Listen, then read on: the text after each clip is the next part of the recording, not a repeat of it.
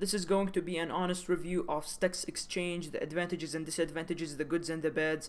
Let's start. Let's mine away.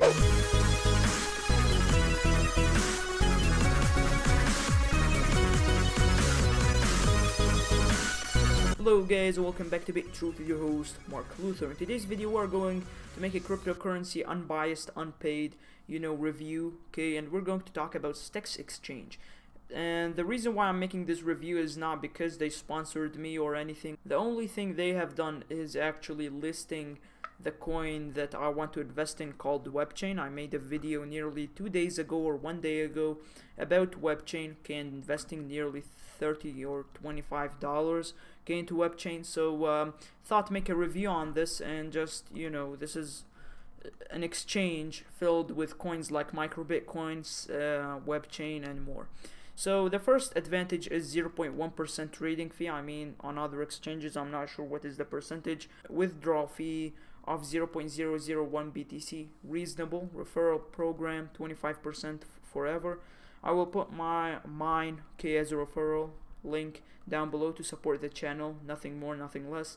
But I want to give a message for everyone, that is going to talk about this, that don't expect this to be forever. This is just a marketing technique, and I think I've been through a lot of marketing in the last year or two, so please don't take that as a promise. And of course, I forgot to tell you that once you sign up to this exchange, you have to tick a lot of boxes that you are agreeing to the terms and conditions. So it is weird, to be honest. It is dodgy.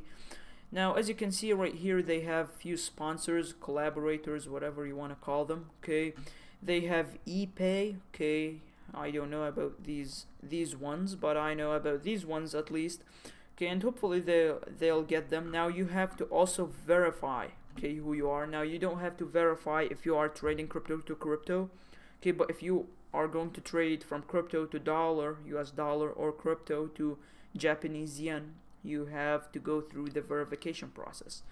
Anyways, another disadvantage I want to talk about, it's just filled up with advantages and disadvantages, and this is an advantage having it on phone and on phones. I want to talk about iOS and Android, but anyways, they are so untouched with their community. They're not talking with people as much as as before. I mean, as you can see, in the same day you have like 2 articles.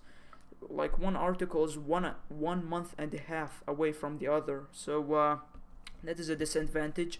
They're not so in touch with their community, a dodgy referral program.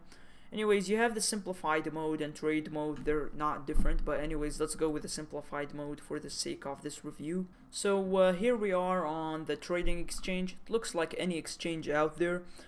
As you can see, you have BTC, ETH, LTC, NXT, I don't know what that is, to be honest, US dollar, euro, Japanese yen, USD Tether. So I think you can use 3 of these, only without verification. But for example, the Russian currency, the euro, the US dollar, the Japanese yen, all need verification. At least that's for my knowledge. Anyways, let's go with the other things. There are a few disadvantages with the buy sell order system they have. It does not highlight your sell order. For example, I am selling at 225.